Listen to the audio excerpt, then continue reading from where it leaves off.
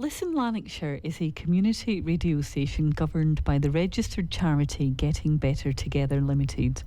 Therefore, the radio station itself retains political neutrality, and any political views or comments aired as part of political discussion programming or otherwise are not the views of Listen Lanarkshire, nor of Getting Better Together Limited. The station has a set of key commitments found on the Ofcom website, and we adhere to all necessary Ofcom rules. For more information or inquiries, please contact us at radio@shotshealthyliving.com.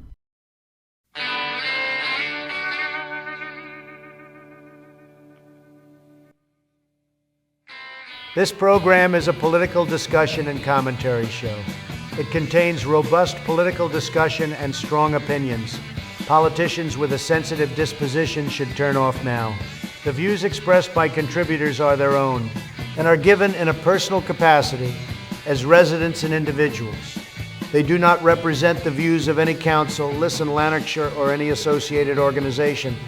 No council resources are used in the production of this program. Contributors who hold elected office are not speaking on behalf of their authority and are participating in a personal political capacity. This is a great show, beautiful show, big beautiful show, so big and so beautiful. These guys are great, not as great as me. Who will they offend this week?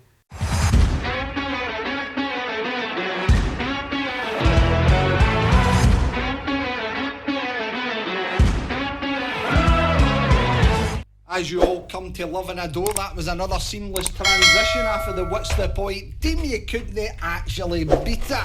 I never fail to be impressed by your technical abilities, Greg. Technical abilities. Absolutely. Do you know what? I'm here on time this week, Gerry, which is a miracle in itself. But anyway, without further ado, we'd like to welcome everybody back to What's the Point? North Lanarkshire's #1 political, satirical and really independent political podcast. I'm your host, Greg Lennon, and as always, I'm joined by the Bellsy Hill bowler himself, Mr. Gerry Brennan. Gerry, how are you? Greg, I'm very well, and as always, it's an extraordinary pleasure to be here in your company.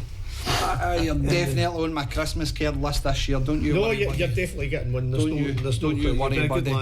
Don't you worry. Laddie. Anyway, Gerry, as always, we have a fantastic guest this evening, our old pal who needs no introduction apart from a microphone, a night out the Auchengeich Miners and a good Celine Dion karaoke song. It's our old pal Hugh Gaffney. How are you?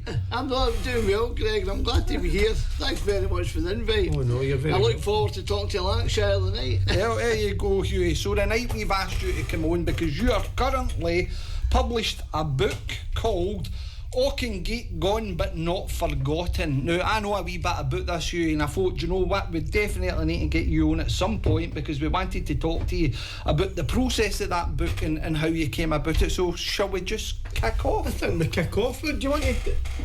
Who is Hugh Gaffney? Who is Hugh Right, Gaffney? now, we always do this, right?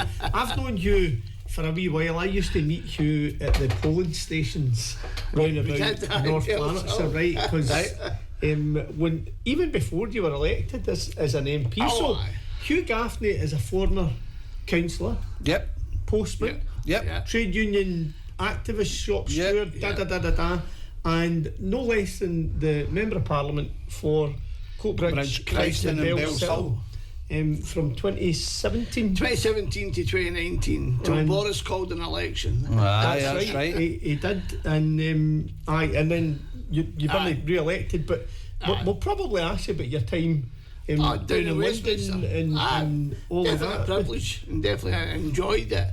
But take us back to that. So take us to before then. Tell us how you get involved in politics. Have you always been active in politics? I think in my trade union, I went in the post office and basically it was 6 years and we elect a union rep. And I remember going home on a Friday and saying to my dad, they're looking for a union rep in the work, who would take that job on? And by Monday I was a union rep. Right. So that got me involved in standing up for people and doing everything else with it and representing people, and it was a privilege to do that, even just with 6 people there. We had 6 brushes, 6 mops, and we refused to clean the place up because they should have employed a cleaner. That's exactly what they did. Was this in the post office? This was in the post office. A night shift job came up, And it was 6 years, a new start, new building, big warehouse. In actual fact, the manager ended up brushing the floor while we sat and waited for the meal to come in. What age were you? What age when that kicked off? What age was that then? I was in 1990. I joined the post office, so I would probably be about just about 20. I know, late 23. Early 20s. 63 I was born. Right. So I was early 20s. I'd done the pub trade for about 10 years. Right. And I loved that. You know, that's a showbiz show. You know, that was the windmill. End up in the gantry and Chelsea as well. And once you go behind the bar, it's your stage. You put your stage face on, you know. But I thoroughly loved it. I mean, I love a carry on. I love a laugh. And that's what the punters ought to do, you know. And the punters give you that back, you know. But I've known you for 2017, Hughie, and I'll tell you the now, you'd be hard pushed to find somebody that didn't have a good word to say about you, and that's a lovely thing in politics. I don't know anybody. I don't know anybody either. Like, I've got friends who are down in the Thornywood CLP, as you know, I'm from Belchill, but I know a lot of the Labour ones down there. And even the ones who are not Labour, SNP and other parties, and there's always a bit of cut and thrust and a bit of to and thrown. But I genuinely do not know an individual that's got a bad word to say. You get the bad words through social media when you're standing. That's to be expected. And that goes with the job, I always thought, you know. The people also, and that's by the way, it's nice to say that as well, because it is about, I've always loved representing people. I'll always do the best I can do. And that's all we ask for, you know. I always find it's a privilege to represent the MD in their hour of need, because that's usually when they contact you. There's something happened in the workplace, or something happened in the council, or something happened as an MP, and you just want to be there for people to give them reassurance. We'll sort the problem out, and that's all I can do in life, you know. Where are you from originally? Are you? I've been born and bred in Burtonshaw, Tunnockside. I was born in a wee place called Alpine. It was a tenement block, and I was actually born in the tenement block. And I've got a card, born and bred. Alpine, I think that was one of the last Alpineos, you know, because I was born in 1963, and by 1966 the building was going. But Alpine is only known to locals, you know. You have to be born and bred. Was Alpine? I had family that lived in 4th Street, just behind the sports bar. Well, it was 4th Street we moved to, you know. We moved to 4th Street in 1967, or it must be 1966. But 4th Street became, I was a football captain in 4th Street when I was 12-year-old, you know. And 4th Street were basically, I've got a big family. There was 8 of us, basically, you know. And we just had a big family, plenty of fun. There was always big families about. And that's where the community spirit was built as well, you know. I'm the second youngest, but we always had fun. That was the whole thing, you know. When my mates went into their house, I still had my pals in the house, my brothers and sisters. And even to today, we still go for breakfast every Sunday morning. Where's the mining connection come in then? The mining connection for me is just basically my trade union links. You know, I always feel we stand in shoulders. We always say we stand in shoulders. But the mining connection came in through my trade union, North Lanarkshire Trade Union Council. I've been involved in that. In fact, at the very beginning, I got a computer. I didn't know how to use it. I done union learning, and I learned how to use a computer. I became a secretary of North Lanarkshire Trade Union Council. Great guys round about me. We're still there 25 years later. We launched the International Workers' Memorial Day at Summerley. That's right. And with the gate, that's where memorial is. And this guy came along, I never heard him before, Willie Doolan, came along, talked about 47 miners that died, kept on talking about Auchengeich. And I says, I have to ask you, mate. I says, I have to, excuse my ignorance, but where's Auchengeich? He says 6 mile up the road, and I couldn't believe it. And it's still the same today. This book I wrote about Auchengeich was basically, it took us 20 years to get there, but I only got there because the Royal Mail sacked me. They sacked me during an industrial dispute. With 18 days of action, I was seen as basically a doorstep to a parcel, not a sackable offence, not for 16 months, you know. And I went all the way to the House of Lords to get my job back. But I got my job back, I got all my money back, and I'm still in the post office today, and I'm back doing my union stuff again. God almighty. So I've enjoyed it, you know. It's been when did that happen to you then? That happened about 3 or 4 years ago. But sadly, last year I lost my wife through cancer.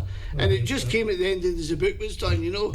But she was also an inspiration. Anne's her name. And Anne said to me, you need to finish that book for the children, because 76 children were left without their fathers.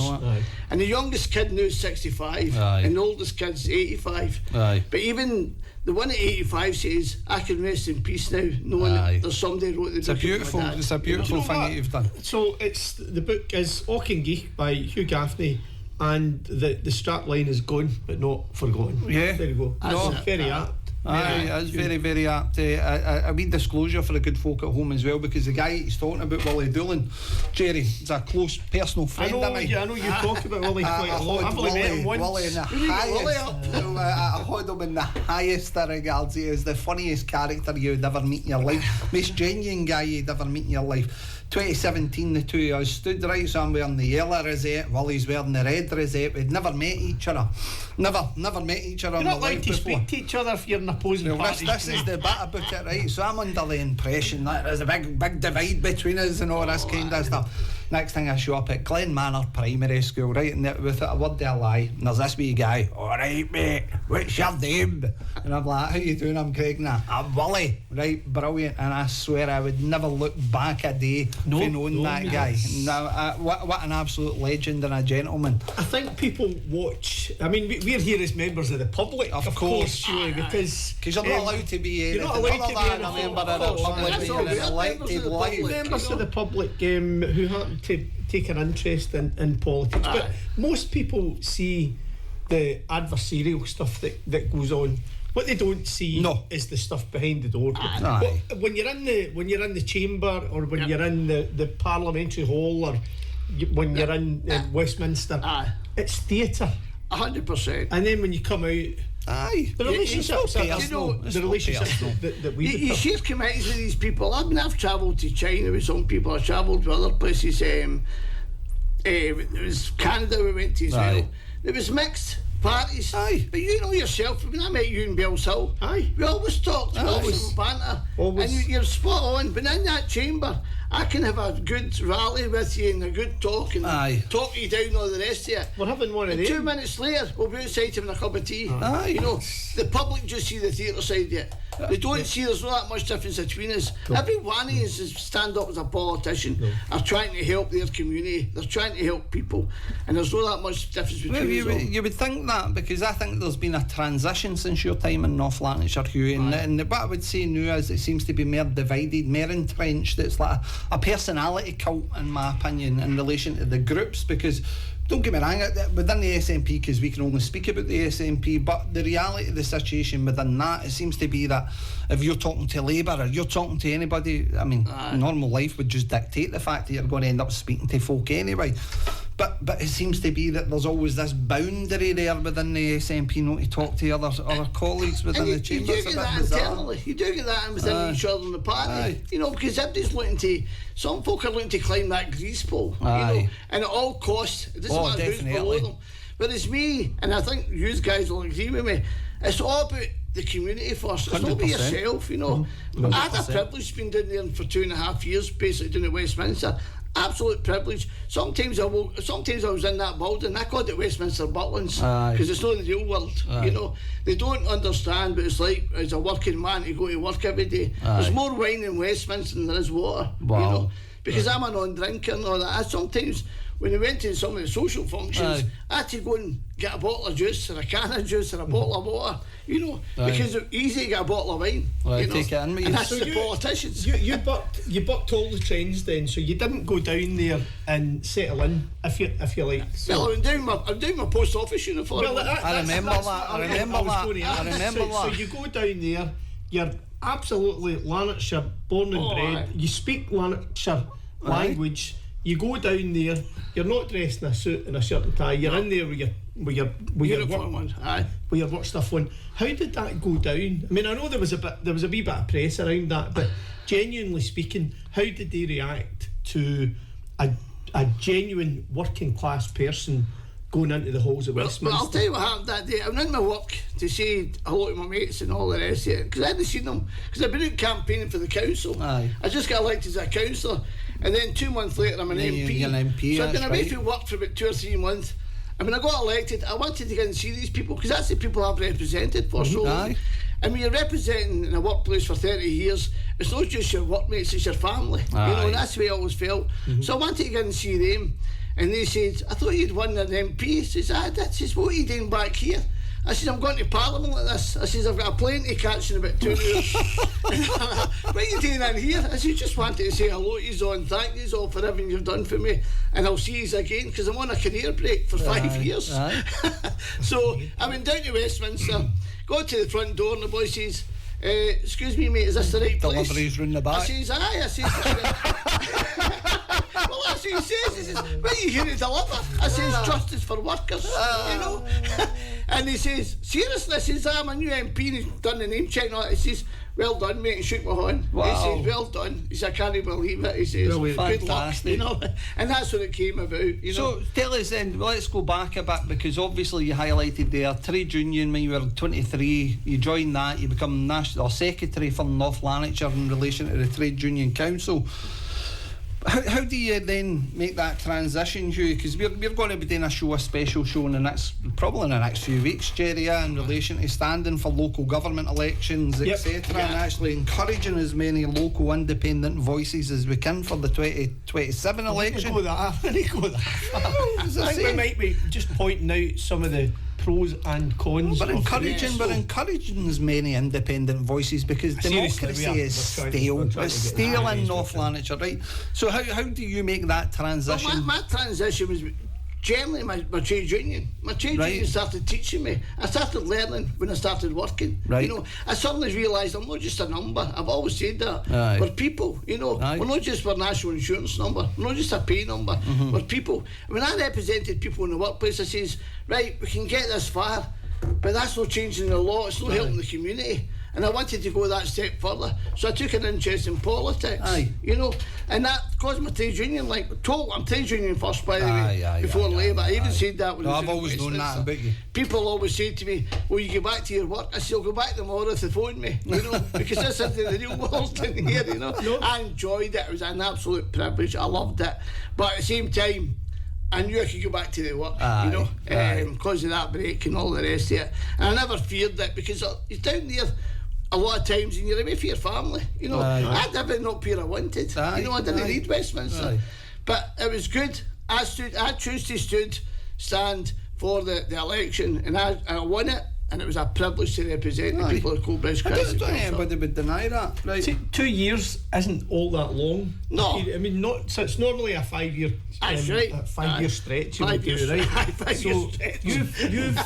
You've not managed to get the full 5 years, and most politicians over the course of a parliamentary term, whether they're a councillor or an MP or an MSP, it takes them a wee while to find their feet, to learn the rules and the conventions and all the rest of it. So what did you achieve in those 2 years? Was there something that you achieved in those 2 years that you're really proud of? And well, I think I'll tell you my proudest moment. My mum had dementia, and she wasn't even sure what I was doing, and she heard my name getting mentioned, but she never knew about me being how much deeply involved in politicians, you know. She said to me one time, a councillor, what do I be a councillor for? You daft, you know. And then when I became an MP, she never really spoke about it. And I was up in the home visiting her with my dad, and I always say, people say it was the best moment. This was the best moment. My mum's sitting between, I was in between my mum and dad, and all of a sudden, just out the blue, she went, scalped my leg and went, well, Matt, we must have done something right. Hugh's an MP. And that was a magic moment, you know. There's a lot of stuff we've done with the Waspy women. There's a lot of stuff we've done for the children in Scotland, being poor and all that, and food bank stuff and that, you know. I've done a lot of that stuff. I was always involved. See, you're down there. So my basically flat I stayed in was next to the big wheel. Crossed the bridge, and that would have been my flat. But I like to be in at night time when it was the short stuff. And I spoke quite a lot in that 2 years. I probably got good remember watching you because it was a case of sometimes standing up and getting on with it, you know, and just saying what you believe in. And everything always came from the heart as well. Sometimes you get a speech, you know, it's like you follow a speech for the first couple of paragraphs, and then you just the speech is. Did you know that this man had his own beginning of every public speech?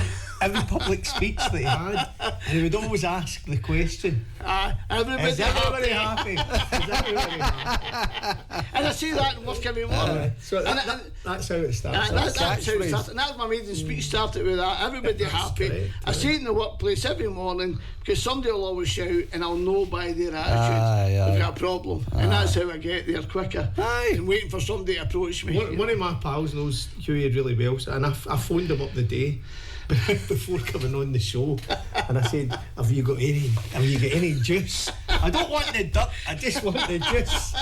And he said there's two stories. One of them is everybody happy, because that was his that's how he began his speeches. And the other one I'll keep closer to the end, but I'll bombshell that. Don't let him escape. Don't let him escape. So I'm going to stick on the point, right? So you move from the trade union into politics. What politics did you kind of go with? Because I would imagine coming from a trade union background, straight right into the socialists or the communists. We've had a lot of communists on this show. We've had a lot of socialists as well in relation to obviously speaking out and that kind of stuff. Where did you start? I came in with socialists. Did you come in with the socialist party? I came in. I mean, great socialist. I mean, this is another story, and it's something similar to how I got involved in Auchengeich. Aye. The Keir Hardie Society, I was one of the founders of that. The Keir Hardie Society, and Richard Leonard came to our Trades Council. We were just building up a new Trades Council. It was ready there, but we were rebuilding it, and everybody was getting on board. So Richard Leonard came along as a guest speaker. He talked about Keir Hardie coming from Lech Brannock. Yeah, that's right. Lech Brannock. Keir Hardie was born here, and he became the leader of Scotland. He became the leader of the Labour Party and all the rest of it. And I'm sitting there, I'm saying, that guy's amazing. I wonder who that guy is, you know. And I think I was even not just talking about Richard, I was talking about Keir Hardie, you know. And I says, I have to ask you, where's Lech Brannock? I've never heard of Lech Brannock. I paid a lot by it. Well, I've still got two signposts up. I was born on either side of the road. I need to fix that. No, but see the road get up to Newhouse Hotel or Peggy White's from Holytown Close. You would never notice it's on the left hand side. They're a wee plaque. And that's all there is. That's all there is. The man that established and created the Labour movement in the UK. And we were trying to get a monument up there for a long time. The Keir Hardie Society is still going, by the way, it's still doing well. We know it. The story of Keir Hardie being born in a field in Airdrie, basically, of Lech Brannock. Because he was born in a field, his mother was a housemaid, basically, you know. And the history behind him, how he learned how to write down the mines and the coal. He was a miner, remember, at 10-year-old. And he actually got trapped one time in the ponies, you know. The story of that man is amazing. And it was a war that killed him, I think. Because he always wanted peace. He was always against the wars and all that, you know. He was a pacifist. And he died just after the First World War. So that led you into Labour then? Is that where you get a connection? That led me into Labour more and more. As I say, it was a definite trade union. It was coming. And that got me into it and saying, well, if that guy for Lech Brannock, you know, can do it, then I can do it. And I've said that to a lot of people. See, if I can be into politics, you can be into politics. 100%. I'm glad you said that, because we speak about this a lot. We're just normal people. Ordinary guys who take an interest in it. And most people believe that politics is something beyond the day-to-day stuff, and it's not. I mean, again, we say this all the time. It's new, isn't it? If you think about it, within the hierarchies and that kind, but it is, because you've got individuals within the branch structure who try to present themselves as, I've got 4 degrees, I've got 3 degrees, I'm above all of this. I get that. And that's the issue. But the politics I'm talking about is probably the politics that he knows just instinctively. You open your door when you go out your house, you've got pavements and roads and street lights and schools and bins and parks and cemeteries. That's the stuff of politics. That's the stuff that you engage with more than any other politics. And that's no Holyrood run. That's no run by Westminster. That's your council. 100%. That's what interests me. It's the local stuff. The most important is local government. Let's look at local government. Local government you're elected is for the people to run that. You should be running that, not the officers. You know, that's what you were elected as a councillor to do. Look, do you think North Lanarkshire's became officer led to you? Because you've had two perspectives there, right? You were a councillor back in the day. You're not going to be subject to the code of conduct now, even just discussing I don't think so anyway. I need money if you want to sue me. I've never met a poor ex-MP. Oh, his money's tied up. My money's tied up with my 3 boys. But you've had the option of seeing internally within the council, and obviously you've had your time out of the council, and again you would see that transition, because we went for school transport cuts, we went for brand charges, we've seen all these different things that are affecting everybody across the authority. These are, in my opinion, and I don't know about you, Gerry, if you're under any other illusion about it, but majority of them are things that are derived as papers to committee, and then that's basically it. Involvement as such, how much of that is a councillor-led aspect? Me and him have never been able to get in there and say, we want a change to this policy, we want X, Y and Z. So I think all 3 of us will be deficient in some respect in relation to being in administration, right? Because while Labour were in administration in 2017, you've not really been a councillor in administration, right? No. And neither were you, and neither was I when we were in the SNP. So I was a convener for the social work committee for a week. For a couple of weeks. We never had a committee. We had one meeting with officers, but the officers brought to me the agenda. Yeah. Like, I didn't control the agenda. But this is the issue. You've lost political It's the same in Westminster. The civil servants bring the policies, they bring all the stuff. Well, we've got to challenge their words. But this is how we do it. This is how we do it.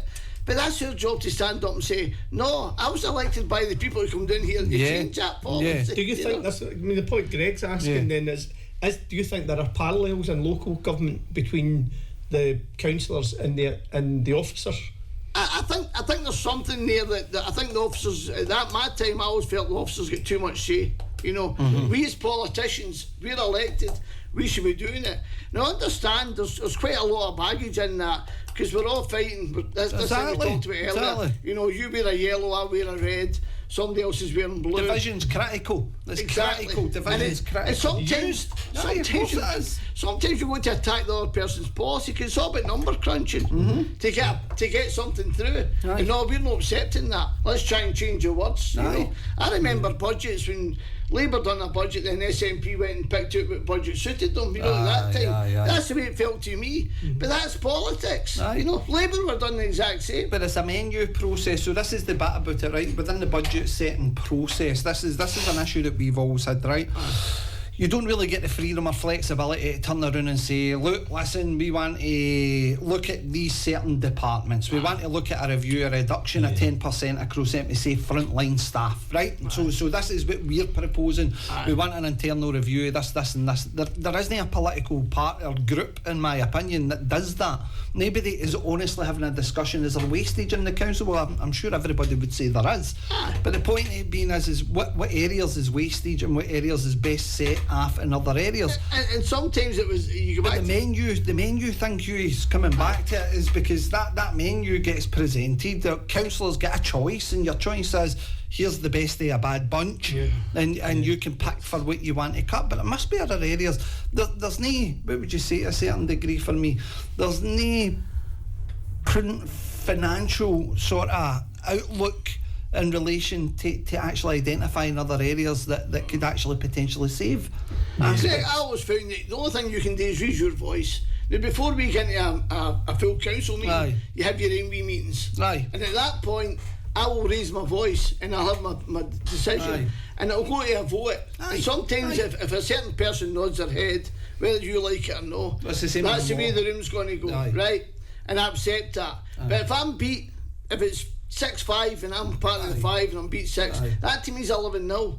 I toe the party line still, you know, of course, within reason, because at the end of the day you're still represented. You wore the Labour flag to join us, and you have to represent the party. Well, listen, I think again that the good folk at home need to know this as well. I like to say, if somebody is in that position of being in administration, they don't toe the party line, then disciplinary actions taken against them. 100%. Many councillors have we seen that's basically, Willie Doolan was an absolute example of that. Angela Feeney as well. And I know you mention names without talking to them. Listen, I think they were two cases we knew about. Public record. So voting against, especially when it came to, I think it was the transport cuts at the time. And again they voted against that, and then that was them. But I'm talking about within minutes of leaving the chamber, the stuff was cleared out the fifth layer and down into the fourth. I mean, it's a brutal world. Politics can be brutal, because it's all about how you vote, you know. And remember, you're disclosed as well. I mean, I've been caught out with different votes, and I was accused of this and accused of that. But it was just because of the way the vote went, you know. Aye. And remember, you've always got a whip who tells you how to vote. And I'm a believer. If I've lost the vote in the room, I have to accept it. But sometimes it didn't matter what I said. No. It didn't matter what other people said. No. That was getting done this way, whether you like it or not, you know, because that's the way the hierarchy So wanted to Richard run it. Leonard gave you the inspiration then to kind of get involved then with the Labour Party. And I think. Well, I knew Richard anyway through the trade union movement. I was very close working with him. He was a GMB and I was CWU. You know, so I knew Richard anyway. And but politics took a bite basically. We get involved in running the Here Have the Society then, because there was always talk about it. And I'm a great person for saying, don't do the talking, do the walking. Because if talking is for 2 years, what's keeping you? So we ended up running Here Have the Society at Summerlee, and it kicked off, you know. And Tony Benn was coming up. I'd never met Tony Benn, but I got his phone number. Can he come up to Summerlee, you know? And he was coming up. Until the last minute, his family says, no, he can't do it. In fairness to Tony Benn, he did phone me. And in actual fact, I was in the post office at the time, delivering. And I says, so is that you, Tony? And the postmaster knew he was right into politics and all that. He's like, are you serious? I says, hold on a minute, Tony, I'll need to go outside and talk to you. Somebody interfering here. So I'm outside. Tony Benn, spoke to Tony Benn. He says, Hugh, you can't come up. I says, that's fine, no problem. I says, look, I totally understand it. Your health, your family and that comes first, your health comes first. Don't worry about it. I'll see you another time. And we did keep that date. We got another date about a year later. But I went back into the post office and the postmaster's like that. Tony Blair's phoning you. I says, no, somebody better than that. Tony Benn. he's the last of the great Labour orators, I think. I think that it was a sad. He was on his own. I think he was on another level at that point in time, and has never been replaced. At that point, Hugh, you were in. So you get in 2017. You had your 2 year spell in there, down there, and at that point, obviously, you had Corbyn, who was coming through in relation to momentum and everything else. How did that relationship? Because I always know you've been close to him. To be honest with you, I was part of an inner circle. You know. Even some of the Labour people were booing me when I was talking and got an end up because I was seen as Jeremy Corbyn's pal. I was part of an inner circle. You know, an inner group who some of them are still there today fighting as hard as they can, but you don't hear them mentioned. You know, because we joined McDonald's up in the back benches now. Control so much. You know, the media can control so much who they want to talk to and all the rest of it, and who they want to do with. You know, you look at Corbyn's election result. It wasn't, according to mainstream media, it was one of the worst Labour defeats ever. But it actually got more votes in certain areas than anything else, and his percentage jumped up drastically as well. It was Jeremy Corbyn basically brought all the people. Everybody joined. Believe in that point. They felt a movement coming. That was momentum. I think momentum 100%. was one of the biggest bits here. What are you laughing at? I'm laughing. I've just I don't know if you saw. There's another titan of local governance and community activism in Mr. David Crichton. I don't know if you know David, but David's posted something up on one of our chats about a special council meeting. All right. And that special council meeting invite is there in... Is it out now? Is it? The 28th of May. Wow. That's breaking news. We'll come on to that. We'll come on to that a wee bit later on. And I'm just going to say one thing. Shambles. My goodness, they are delusional. But anyway, Hugh, back to you. That was breaking news. That was breaking news. So the SNP Group North Lanarkshire's decided to take the tact, Hugh, right, trying to lodge a complaint to de-seat the Lord Provost, because the Lord Provost 3 years ago got done, or 4 years ago, with the Standards Commission in relation to a planning matter which he got a censure for. Right, so for you good folk at home, it's not even a rap in the wrists, it's a just don't do that again. That is really what a censure is. So after 4 years, the SNPs took it upon themselves after losing £10,000. Honestly, it's nothing to do with that, Gov. But it looks like they're trying to... I never put two and two together, right? I wonder if this is retaliation. Of course it would be for the full council meeting. permitted that motion to go through? Of course it is. Do you know, that never crossed my mind. Well, definitely crossed mine. Politics. That's Definitely politics. crossed I'm one of the most naive individuals that you'll ever meet. As a private citizen. No, you're an honest citizen. That's what it's, an honest citizen. I do my best. Right, you better stop hijacking this because we've only got Hughie for 25 minutes. Right, so Hughie, back to you. Right, Jeremy Corbyn, you're in the inner circle. You're trying to push, but then obviously you've got Labour together starting to raise its ugly head at that point and pushing Starmer and that kind of stuff. But were you aware at that point that Labour was going to the right and going to go down that mad road? I knew that before I went down there. You know, I knew that as a CW because I mean I've been to Labour conferences for probably 30 years now, and that was always in the making. You know. Mandelson was always about this is longer. Wow. This is longer than just now. This is a 10-year plan, 15-year plan. Right. They were always planning this. They wanted to change the colour red to purple. You know, did they? And of course we as trade unionists said no, we're not having that. You know, and we gave up this block vote to go one man, one vote, which I think was a mistake at the time. Change it to purple.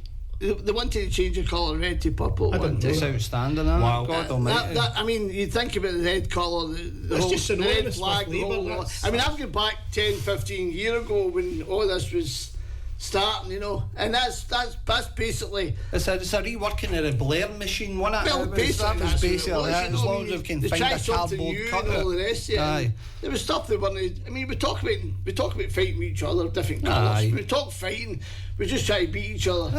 We beat each other about, instead of, as people always say, why can't you not just all work together? You know, in a committee, you'll come to some form of agreement, but you wouldn't do it on the stage. You wouldn't do it in the theatre. No, you know, absolutely. Because that's what standing up for yourself and standing up and making yourself look good for the public. You know. But again, I think there's a lack of elected members developing or coming up with policy areas. I think that again, even you take back to Westminster, Scottish Parliament councils, it's all the same. This stuff's presented to you. It's up to you to go and sell it to the people that elected you, rather than having the individuals in place in the first place to say, well, do you know what? No, that's not going to work in my area. We need to work to try and find something better, more sustainable.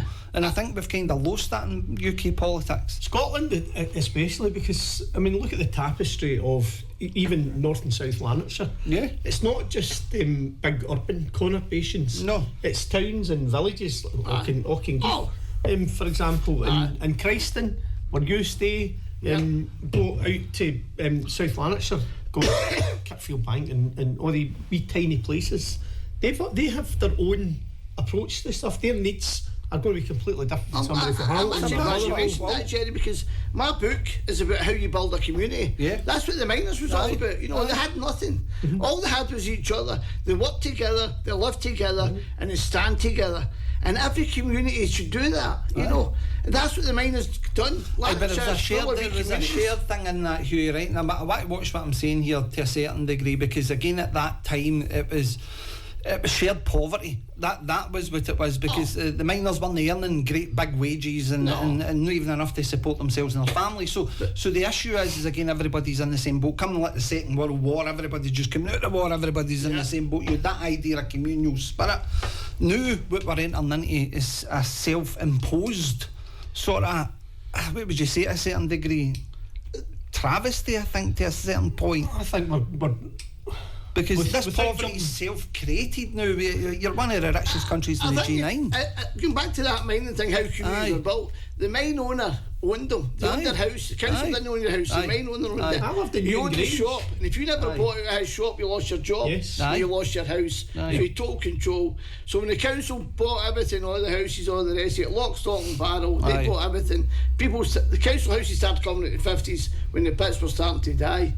And then now people are bought their own house, and now I'm all right, Jack. Look after yourself. Don't worry about everybody else. And that's a sad thing. We've lost that community spirit. I'm delighted when I hear community councils working and I can see some differences. You know, I'm not a lover of food bank. I don't mean that derogatory. What I mean by that is it shouldn't be any. It shouldn't be any, 100%. But there is people who will always struggle, and for a community to get together to help them and to help the kids understand, you know, the selection boxes, the Easter eggs at Christmas, all the things they do in my community. And I know other communities are doing it. But Bellshill Miners, like when I was a kid, my dad was a member of the Miners. Aye. He worked in Stuart Lloyd's, and then he worked in construction and all that. But every year, the Miners Welfare took the kids down to Ayr. We used to remember we used to go down in the bus, and you had a Christmas day at the George at the cinema. So at the very least, you had something. You had a community spirit. You had something at Christmas, you had something at summer. We used to run 3 buses for Birkinshaw just in my scheme alone. And that was your holidays sometimes. You know, we never go away. When I was lucky, we got Butler's holidays and that, but there was years we never got a holiday. My holiday was that 3-day trips, you know. One down to Ayr, one down to Saltcoats, and a mystery tour, which was Girvan, but don't tell him, you know. So we fast forward then. Again, you win election in 2017, Hughie. You're now part of the establishment, I was told, as soon as the tapestry in North Lanarkshire. You're in there. How did the reality hit you? Was there any difference between expectation and reality for the inner workings of a council? Well, I think remember, I was a councillor and an MP. You know, I wanted to give up my council job straight away, but the number crunching again. It was 1 vote. I remember I didn't want you. One vote. You know, and I'd sometimes to leave Westminster to come up to the Civic to vote. Sometimes I'd leave the Civic to go to Westminster because it was during Brexit. You know, so it was an important vote that I had in both camps. I gave all my council wages away. I gave them to charities. I gave them to different things to help, especially parks. At first, it was for the parks. I was delighted. And that was known, by the way. That was known in the community. That, to your great credit, Hugh. That was known. And I wasn't saying that as bizarre, but what I felt was a socialist. We talked about earlier on. I had 2 jobs, and I was getting hammered for it in social media. But a lot of people didn't understand that I gave that money out. I was giving that money away to charities. And eventually I was helping out other charities and other people, and I'd done as much as I can. I probably ended up spending some of my own money, to be honest with you. Money's the root of all evil, I think, you know. Money doesn't bother me. That's how I said earlier on, I'm skint. I'm poor, but the idea, like I say, as I said again, there isn't any trickery in this question. No. How did the expectation when you first went in? Let's keep to the council. When you first went into the council, did you have the opportunity to make the change that you were obviously studying to be elected for? I was hoping to make the change. I was hoping to make the change because I think a lot of people don't recognise how difficult it is. I say to you, we have a committee meeting before it, and if one person nods their head a certain way, and if he's in charge of conveners and everybody else, then you have to do that's the vote. And that's politics. You know, that happens at Westminster as well. If the cabinet members all stand together and their followers all follow them, that's the vote, whether you like it or no, because that decision has already been made. You know, it's like Scottish Parliament. The minute you're on the list, if you're first and second, you don't need to go out canvassing, because there's a good chance you're going to get elected. You know, I think I've always said this to people, and being a politician, I think the taxpayer, which is a working man, pays far too much tax for politicians. We've got a full council, we've got a full Scottish Parliament, and we've got Westminster. We've got 3 tiers of government, and forget your MPs, your MSPs and your councillors, you've got civil servants behind that. You've got a building, you've got officers getting phenomenal money that the working class can't even get. I'm glad you said that. We covered this last week. Well, I mean, a chief executive of a council earns more than the First Minister and the Prime Minister of this country. Let that sink in. That shouldn't be happening. He's here to manage a building and make sure everything gets done right, and the money gets, it's taxpayers' money. I've seen my services. It's a working the only people who pay tax in this country is the workers. You know. So we spoke about this a few weeks ago, as Greg was saying. You've seen this now from a local perspective and from a UK national perspective. Is Scotland big enough to justify 32 unitary local authorities? Not now. Not after the Scottish Parliament. I remember councillors and MSPs fighting over stuff. They wouldn't help each other. You know, when I was MP in Coatbridge, I used to say, if somebody comes through my door, doesn't matter if it's council, Scottish Parliament or Westminster, I'm helping them. They've came to me with their trust. Some councillors didn't like that. Some MSPs didn't like that. because they felt I was stealing their work. I was giving them the work. They did the same, Hugh. I've been saying, listen, I need your help here for a council issue, I need your help for an MSP issue, and obviously the majority did come on board, and we did get the answer for the person, you know. It's just sometimes, listen, they came to me the same as they came to you. They came to you. Yeah. It just depends. They tried us all because they want the best. You want to answer. You want to answer. By the way, they're entitled to. They're the public. Of course it is. How would you reorganise it then? I mean, and the context to this is this.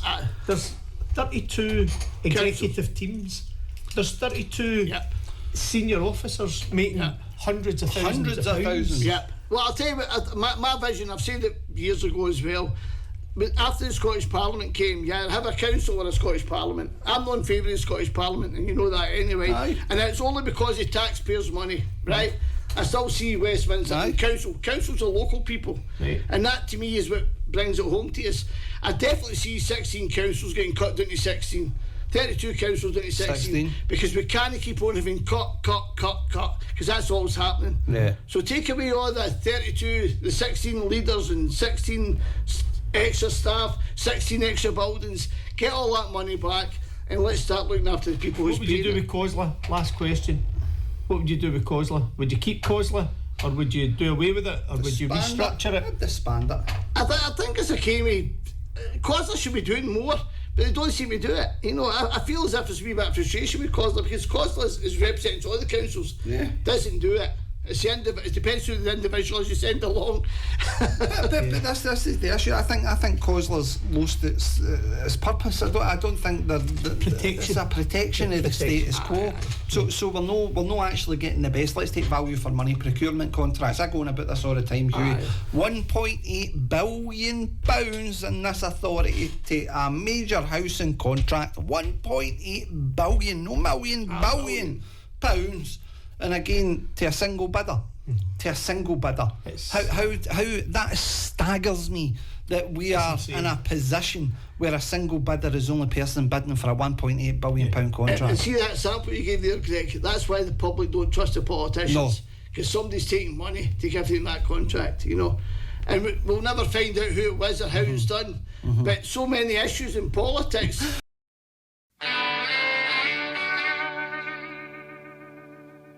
What the fuck's that?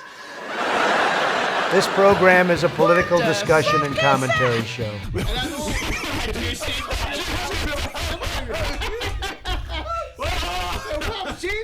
Yeah, but I'm part of the public now. And also be the public. Look at it. You know? And it doesn't matter. You said the other I'm the night.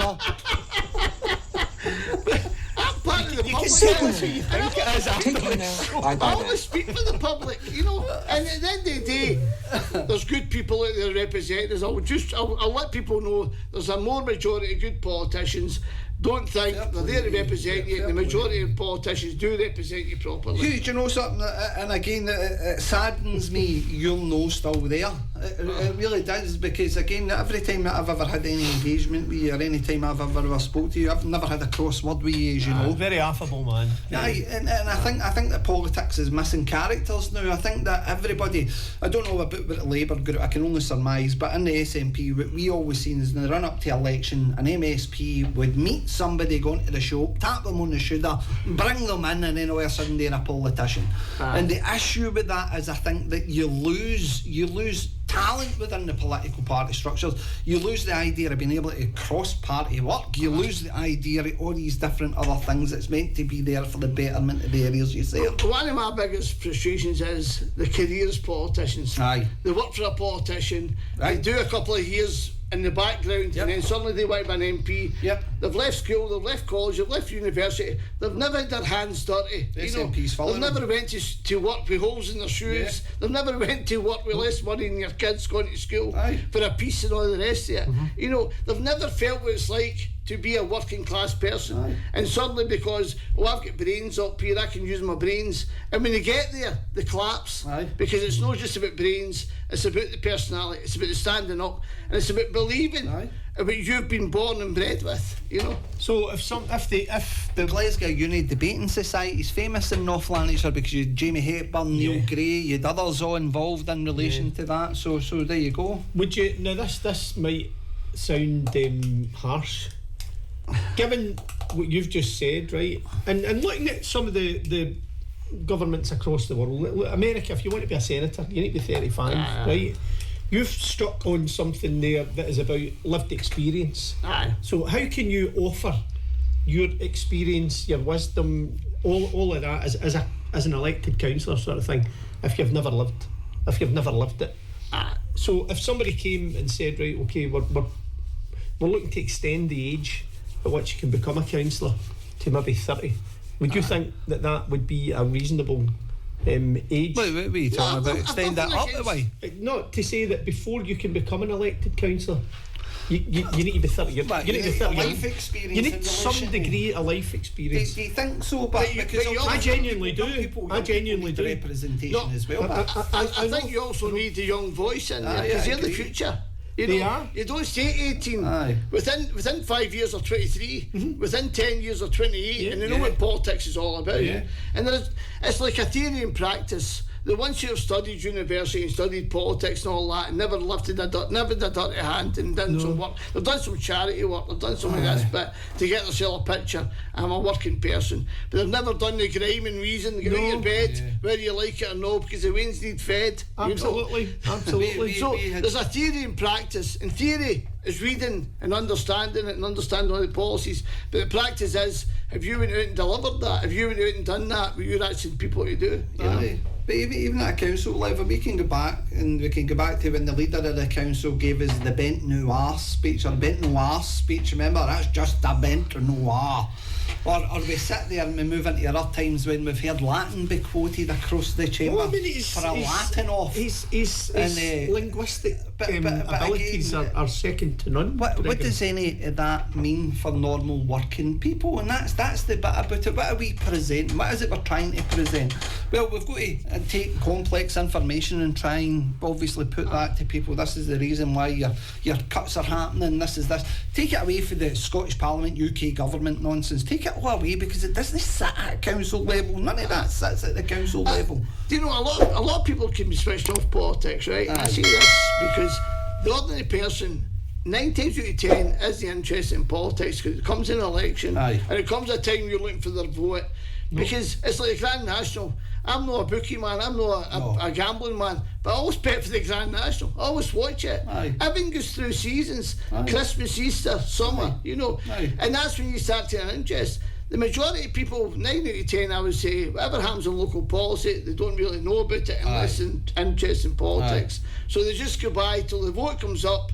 Oh, it's next year, it's councils. No, next year, tapping the shoulder again. Do you know what it is? Chap at the door. Whenever there's a contentious planning application that goes in, people take an interest. Whenever there's a bereavement, and I know you suffered yours recently, if things go wrong with cemetery or getting a layer or something, or delays at the... You never want to get in touch with a politician until you need them. That's exactly it. There are things that you notice day to day. Like I remember, and this might be Halsey on days, but I remember coming up the Motherwell Road beside Sacred Heart Church, where it is. The gardens were beautiful. They just seemed to be, and you had hanging baskets and stuff like that, and public parks were clean, cut. You know, and now I look at the same areas and they're just drab and devoid. Grass cutting. But these are the things that matter. They are the things that matter, because when I was MP and councillor, I got a lot of people come in. Remember, we weren't the cutting grass in the graveyards. No, that's right. And they were overgrown. Yep. People come in tears. That's right. my mammy. You know, that's right. I don't want to see weeds coming up to the graveyard. Hugh, that was the bit. That's been tidied up. No, I know that, but to save what at that time you're talking about was only about $100,000 we were saving annually in comparison to the grander scheme of the council budget. And by the way, I've visited all the 47 graves of that book I wrote about the 47 miners. I've visited all the graves, and you know, see the people that work in the graveyards. Oh, they're commendable. I clap my hand to them, because they know everybody, they know what people are. I used to just go in and say, I'm looking for XYZ, and I'd give them a number. And they've done away with the actual dedicated staffing in Bedley. So they've done away with them. It was shocking. It was the most maintained, beautiful wee local cemetery there was. I remember you. And again, the workers were brilliant. But that's the difference. They're the cemetery workers, Hugh. They were guys that met bereaved families, all the rest of that kind of provided comfort, solace, all the rest of it. That's right. And you're looking and you're going, well, we're actually ripping that out the heart of our communities just so we can get a guy on ticket and bonus. And they're trying their best to keep on top of everything, you know. Well, this is the bit about it. As I say, it's such a skills gap. I'm conscious that we're coming to the end. I've got 10 last 3 minutes. I've got before I ask. No. Two Get that questions. story Right, the out. first one, that's the last.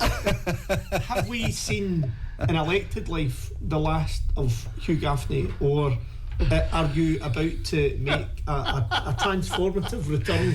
Well, actually, it's a good question, and I think you've probably seen that. I think you've probably seen the last, because I don't think there's certain individuals not wanting me back in the house. Basically, let's put it that way. And to be honest with you, I've had a good life. I've had a privileged life. I've got a happy life.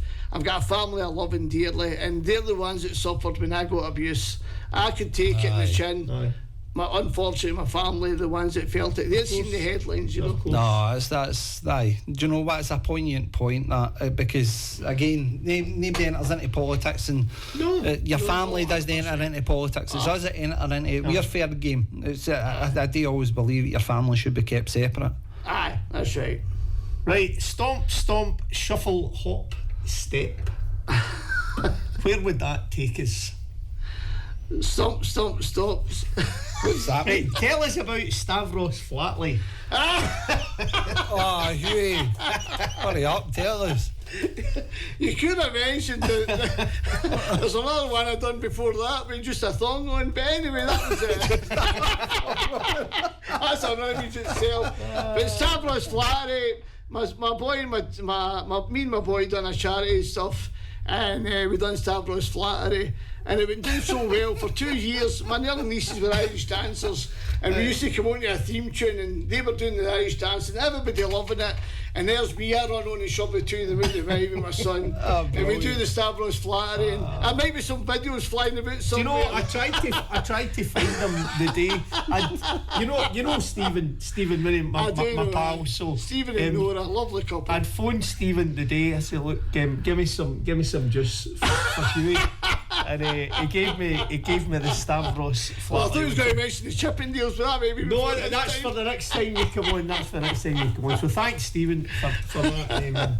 Well, Hughie, listen, that's you came to the end, mate. Oh, was that me finished? It was an absolute, honestly, it was a privilege to get you on. Absolutely. No, do you know what? I think it's an absolute pleasure to get you on. I need to plug Hughie's book again as well. Yes. Auchengeich, Gone But Not Forgotten. Where do you buy it, Hughie? Where do we get it? You can get it through, if you look at social media, you'll find myself, but there is about 10 shops selling it.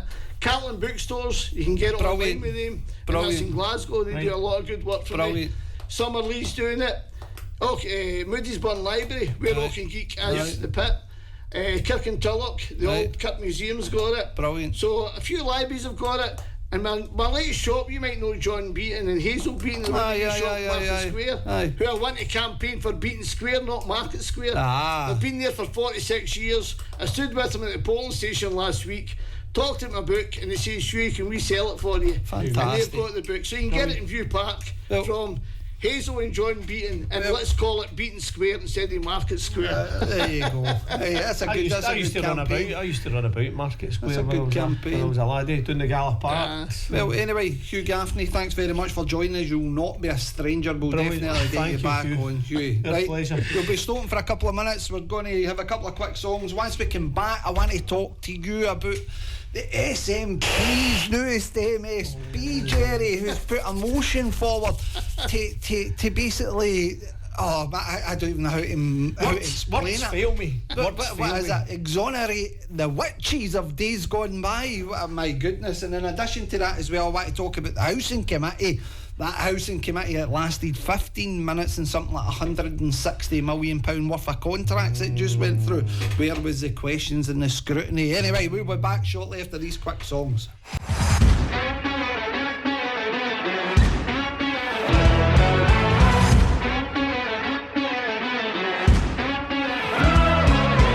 And welcome back to What's the Point.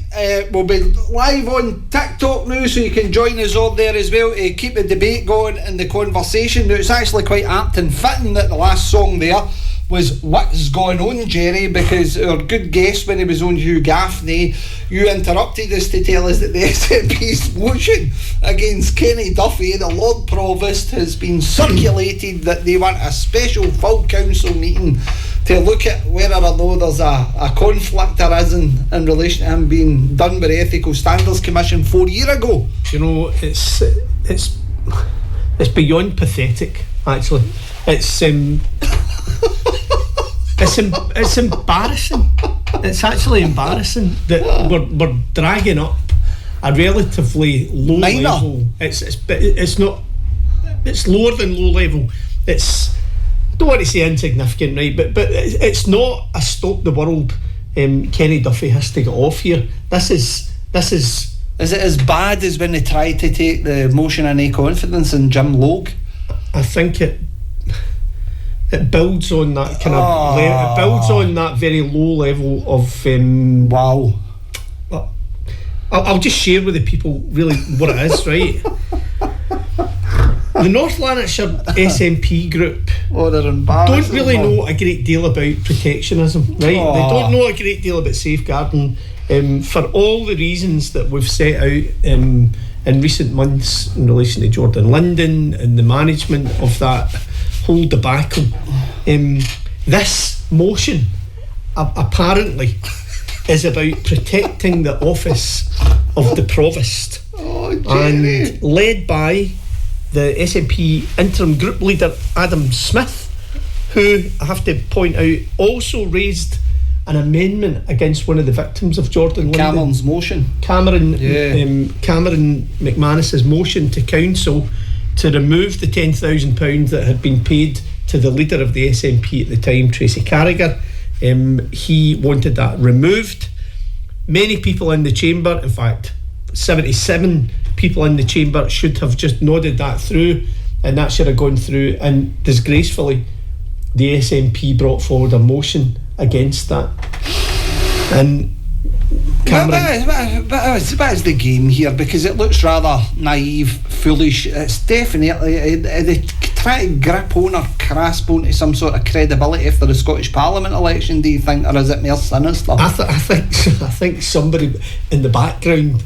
Do you think it's a certain individual for Coatbridge that's perhaps convinced Adam to push this forward? I think that's probably what's happened here, because it's so for their own ambition and leadership. I think prospects. it's so ill thought out, ill conceived, ill delivered, and when it calls at the station, the chamber, it's going to be interesting.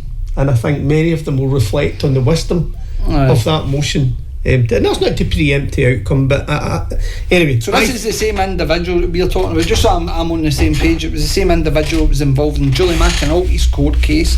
When it was the slander stuff, he was a witness for the defence, I'm sure, and he was deemed a non-credible witness at that point. I think there are key individuals within Coatbridge group who will... So not only has Tracy Carragher been suspended and get her place removed for standing in the Scottish Parliament, it now looks like our pals who were all part of that Jordan Linden protection racket that now advising the current leader to go down this road, because I think that's how it reads to me, right? And I think it reads to me that that's designed to make the interim leader look as if he's making ineffectual, but poor decisions after poor decisions, and therefore that's lovely in the run up to the council elections. So the council we need Alan elections, Stubbs in here to lead us through. So the elections are coming up in 2 years' time, and of course the SNP in North Lanarkshire have got this thing that they believe that they're the administration in waiting, and who better to lead them? And it would be, I don't think it'll be Adam. I think what they'll say is, Adam, you had your chance, and look at some of the decisions that you made. And I think maybe somebody's pulling him on like an old sock. That's a bit strange, isn't it? It really is a bit strange. But let's get back to the substantive motion Let's here. hear it. So it's about this motion, dressed up as it is about protecting the office of the Provost. Right. And led by the interim SNP Group leader Adam Smith, the SNP argued that because the independent watchdog made a factual finding of misconduct almost 4 years ago, letting it pass without consequence damages public confidence in the civic office of the Provost. Now, my point would be, why don't you make your point. Let me come in with mine first. What year was that? I want to go back and say it was 2023. I think it's in 2023. Right, there was a full council meeting in the December when this get read out, when it was... I was just after that. You and I were in the chamber. Yeah. Many questions came forward for the SNP. None. There was Zero questions. So surely at that time, that's when you want to turn around and say, well, hold on a second, we've got a wee bit of an issue with this because we don't think that, again, even for as minor an issue as what it was. But if there was a genuine and sincere desire to protect, I find this the absolutely office bizarre of the that we're here looking as if we're defending the Provost. This is absolutely bonkers. I'm not here to... Kerry, I can't believe we're doing this. We've struggled to get motions in our other life. Yeah. We've struggled to get motions through, but it's not the point. The point is that this is, as it reads to me, it's the worst kind of They may entertain it, be even attending it. I think we just ignore it. I think we probably... I might just go for a cup of tea. I think so. And leave them to it. I think it's going to be so embarrassing for them to have... So because you get stripped of your £10,000, which you put your amendment forward for to try and protect your £10,000 in disregard to every single victim that was there for Jordan Linden, you spat the dummy out because you're not getting that extra 10 grand as a leader of the SNP now, and that's you. You're going to go in the attack for something that happened 4 years ago with the Lord Provost because he allowed that motion to go through. I mean, it's desperate. That is desperate. It is absolutely desperate. And embarrassing and all of that. And what will come from that special meeting, I would really ask the bigwigs. Well, let's hold on. I'd ask the bigwigs in the SNP to have a very close look at that SNP North Lanarkshire Group to see how they go about their business, because I think they are going to get slaughtered. Right, let's jump to keep noting the idea that the SNP Group North Lanarkshire's in effect show. Let's now talk about the housing committee that was last week as well. So it was about £160 million worth of contracts. Jerry. I might be able to help you in this one, right? And I know that we had a brief chat about this, but I'm not on this yet, right? Right. So I'll help out as much as I can in terms of the general discussion about it, but go for it. Are you not committing? Is this an ethical standards worry? No, it's absolutely not. It's absolutely not. Right, okay. I followed it for a wee bit, and then I had other stuff. 15 minutes. 15 minutes. There's a council webcast available, and I'm sure the clips will be put up with your production team in the podcast. Right. But 15 minutes talking about an over £100 million contract for the demolition of the towers and stuff like that. Colleagues, it's now gone 10 o'clock. Can I welcome you to the May's Housing Committee? So you're all welcome here. Can I make sure that everybody's got the phone at least on silent, if not switched off? Mark, do we have any apologies? Thank you, Convener. We've got a number of apologies for the meeting this morning. Councillor Logue is an apology substituted by Councillor Kelly. Councillor Redding is an apology substituted by Councillor Woods. Councillor Shevlin is an apology substituted by Councillor Rorty, and finally Councillor Watson is an apology substituted by Councillor Curry. Thank you. Thanks, Mark. Just before we start the meeting, we've got two new chief housing officers with us this morning, Gillian Whitehead and Cameron Barnes. Colleagues, this is here for acknowledgement, so I'll just go straight to questions. Thank you. Takes us on to item 3. This is the new housing supply programme that's procurement. Here for approval. I'm going to ask Pam Humphreys to say thank you. Takes us on to all things financial. Item 4, which is the HRA Capital Monitoring report. Again, colleagues, here for noting, acknowledgement. It's here for approvals. So it is. Sorry, Cameron. Sorry. Thanks, Convener. This report Takes on to item 9. Again, this is here for acknowledgement. What have I done here? Dear God. Right. Tick the wrong box. Yep. This is here for approval again to approve the recommendation which is on page 75. Takes us on to item 10, which is a contract award for Lanark County Council Swedish Timber Full Project Works. Approval. I'm going to ask Cameron to say a few words on it. Cameron. 11, contract award for Phase 2 demolition engineer consultancy services. Again, it's here for approval. Cameron, would you like to say a few? Have you got any questions, colleagues? Don't see any hands. Can we agree to acknowledge the recommendation on page 107? Thank you. Final part of business today. Thank you for your attendance and sorry for stumbling there a wee bit. Thank you. Taking place. So and then there's a consultancy contract in there for a few million in relation to demolition stuff. And then you start to get to the Swedish timber houses and rolling out the contract and the proposal of Swedish timber houses. Greg. 15 minutes.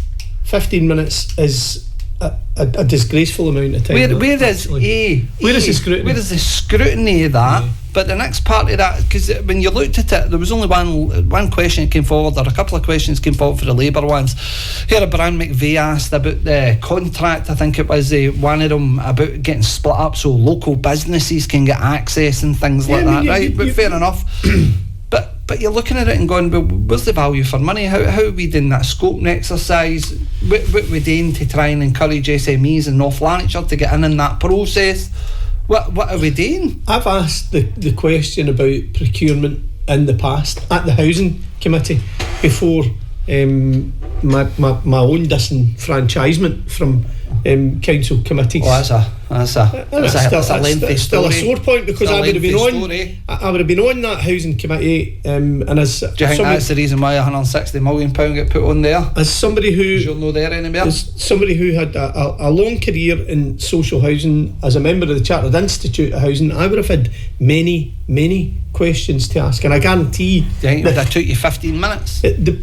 Probably for the first 2 or 3 questions that I would have had, that would have been 15 minutes. But the example that I want people to be aware of at the moment is the Swedish style timber houses, which are scattered throughout North Lanarkshire. So they're in places like Moodiesburn and Calderbank and other places, right? So these houses have to be refurbished, Greg, right? Now, they'll be of different sizes and different, different number of bedrooms. Some of them will be cottages, some of them will be up and down stairs. But the cost per unit when you run it out over the 56 houses, it comes in at about £108,000 per unit to refurb. 108,000. What's the value of that property? So we know that the average property in North Lanarkshire for a 3-bedroom house to buy on the market, ex-local authority, is about £125,000. So you're investing. So it's colossal sums of money, and I would have had quite a few questions. That's a question. If you've joined us on TikTok, get in touch with us. Do you think that having your elected representatives in a chamber for 15 minutes and discussing or approving contracts to the value over 100 million or 160 million pounds potentially, is that value for money? Is that the type of governance and representation you're looking for? We would love to hear your views. And by the way, that's SNP, Tory, Labour convener, Labour vice convener, and a number of Labour members in there. Is that what you want to see? Do you want to see your elected members walk in, nod their head and approve everything that's coming through instead of asking questions? So that this is the point. When you drill down to it, this is exactly the point. Now, if there was a plethora of questions that came, like deep, well thought out, reasonable questions to get officers to answer, understanding the inner mechanics of things. Right. But officers had been asked those questions and they had been able to give context to the £108,000, roughly speaking, members of the public may well come away from that and say, do you know what, I didn't realise A was a significant factor, I didn't realise B was a significant factor, or C was a significant, and they might have walked away from that saying, do you know what, when you look at it all in the round, £108,000 is a reasonable amount, actually, when you take into account. Now, they might have been able to do that, but if they're not asked, if the questions are not being asked... What's the alternatives? This is what we come back to all the time. In North Lanarkshire, we had a £1.8 billion contract for housing repairs that went to a sole bidder. Nobody asked questions at that entire process other than us. And we were the only ones that were putting detriment in the back of it. In my other life, I mean, I'm here tonight. I had the Chief Executive make a Standards Commission complaint in relation to the level of scrutiny I was performing, or that exact thing. So, I mean, it's difficult for elected members when they're asking very, very difficult questions about contracts in particular, like big value contracts, because people take that personally. Now, I thought Hugh's representation tonight on it was absolutely fantastic. It was refreshing. I was surprised. I was surprised to hear the candour. Great guest of the man. Great guest. But what I do want to do before we go any further, Craig, is to stipulate that tonight, Matthew, I'm here as a member of the public. Oh, you're a bottle I came out of the house tonight as a member of the public. I got into my car as a member of the public. I arrived here as a member of the public. That's alright, I'll switch your code on for you, don't you worry.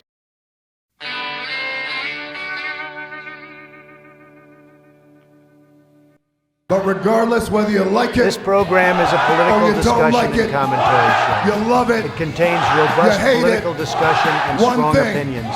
For Politicians damn sure, with a sensitive disposition should turn off now. Respect the views expressed by contributors are their own and are given in a personal capacity.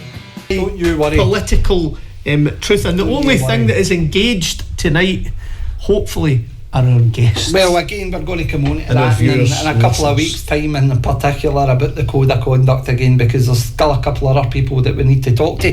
I want to move on to the ludicrousy of the SNP again, because last 2 weeks ago it was the Scottish Parliament elections. SNP returned its majority, and I want to keep on this idea of how ludicrous the SNP is. And by the way, this isn't... Well, I think it's a seamless transition. So by the way, there's an invitation for the SNP to come on this show anytime they wish. Send somebody, because as long as it's no Coke Bridge ones, because ultimately they will end up getting you hung. We poke fun at everybody, of course, right? We do, and we do so in a very light-hearted way. And when we have guests come in here, they are treated like royalty. Well, before we get into that sales part, right, let's try and get to this. Natalie Dawn, newly elected MSP, I'm sure in her campaign material she'll be telling everybody up and down the land about how strong a voice she will be for her local community as a member of the Scottish Parliament. She will not rest until such things are achieved, and she will do X, Y and Z. Gerry, what was her first motion? I'm Natalie Dawn, member of the Scottish Parliament for Renfrewshire North and West, and I'm consulting on a draft proposal for a Members' Bill to pardon all those convicted under the Witchcraft Act 1563. A pardon would ensure that those convicted as witches are recognised as victims of a miscarriage of justice and are no longer recorded in history as criminals. It is my view that to build a fairer, more equal and forward-thinking Scotland, we must address the historic injustices of our past. I'm Natalie Dawn. The motion is to recognise, as I recall it, is to recognise and those who were victims of witchcraft. No, it wasn't victims of witchcraft. No, it was about individuals accused in the 1500s of witchcraft. Were they accused of witchcraft? They were accused of witchcraft. It's a full pardon she's looking for. I'm going to for a historical record, to make sure that these individuals are no longer classified as witches. Yes, Gerry. So wow. Is that seriously? That's priority. The point. I got up this morning, I put my pot of coffee on, and what I was met with today was the energy. It was a story about energy and about the energy price cap rising again by another £214 for the average household. I mean, just sickening stuff, right? Surely, to good God in heaven, we should be focusing on bread and butter stuff, not this garbage, right? Which, in the grand scheme of things, that leads us nicely back to the SNP Group North Lanarkshire, because it's the same garbage. It's virtue signalling going absolutely mental. It's about showing how virtuous you are, how compassionate you are about it.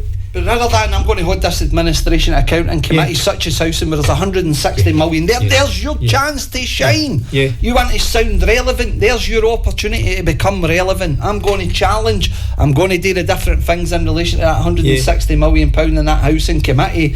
No, you don't do that. You go ahead and try to take a vote of no confidence in the Lord Provost for things that happened 4 years ago and it was actually low level. It's so petty and absurd. In there we have a newly elected MSP, first opportunity she's been there a long time, Natalie Dawn. She's first opportunity they get and they go with something like that. I don't know if I'm completely out of touch, Gerry. Maybe it is a case that I'm not understanding the general public that the cost of living crisis isn't really a problem for them, paying their heating, their rent, their food, their bills, everything else. It's not an issue for you. Rates, council tax, 1500 in the 1500s there was a few people accused of witchcraft. That's what we need to tackle first in the first few weeks of this parliament, to get that as an easy win. Goodness, surely I don't know. I take quite a strong view on stuff that's happened in the past. Nothing that has happened in the past can be changed. No, we can't change it. We can recognise it, certainly, and apologise where we need to say. But in the footnotes of time, Gerry, do you honestly think that any of the family members that are still alive to this day, who are the descendants of these individuals for the 1500s, are honestly out there campaigning? No. I don't. It's virtue signalling in its purest form. And meanwhile, the wee granny that lives in 4th Street, where Hugh Gaffney grew up, where my relatives grew up, will look forward to £214 being added to the electricity bill. North Lanarkshire Group will continue to give material for the foreseeable future. But anyway, before we kind of finish up, and thanks very much to those folk joined us in TikTok. Your TikTok following seems to be growing by the week, Gerry. So thank you to everybody. Please give us a wee like and a follow. But the other point I would say is we want to recognise Mr. Hugh Gaffney again. His book is out now, The Auchengeich, Gone but Not Forgotten, and a great wee read for anybody at all interested, especially in the mining heritage and history in North Lanarkshire. But this has been What's the Point. Thanks very much for joining us. Thank you, Greg. Gerry, thank you as always, pal. See you next week.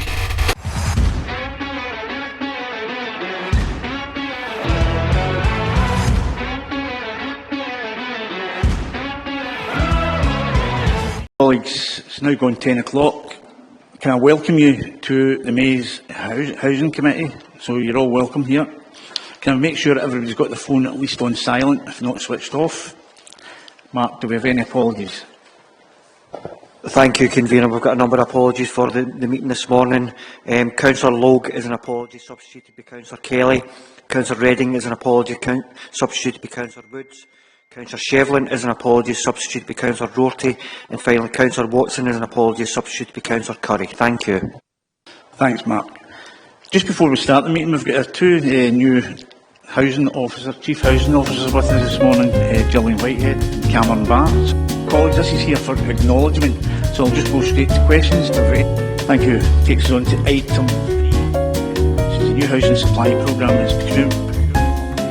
This is here for approval. I'm going to ask Pam Humphreys to say thank you. Takes us on to all things financial. Item 4, which is the HRA Capital Monitoring report. Again, colleagues, it's here for noting, acknowledgement. It's here for approvals. So it is. Sorry, Cameron. Sorry. Thanks, Convener. This report's takes us on to item 9. Again, this is here for acknowledgement. Margaret, what have I done here? Dear God. Right. Tick the wrong box. Yep. This is here for approval again to approve the recommendation, which is on page 75. Takes us on to item 10, which is a contract award for Lanark County Council Swedish Timber Full Project Works. Approval. I'm going to ask Cameron to say a few words on it. Cameron. 11, contract award for Phase 2 demolition engineer consultancy services. Again, it's here for approval. Cameron, would you like to say a few? Have you got any questions, colleagues? Don't see any hands. Can we agree to acknowledge the recommendation on page 107? Thank you. Final part of business today. Thank you for your attendance and sorry for stumbling there a wee bit. Thank you.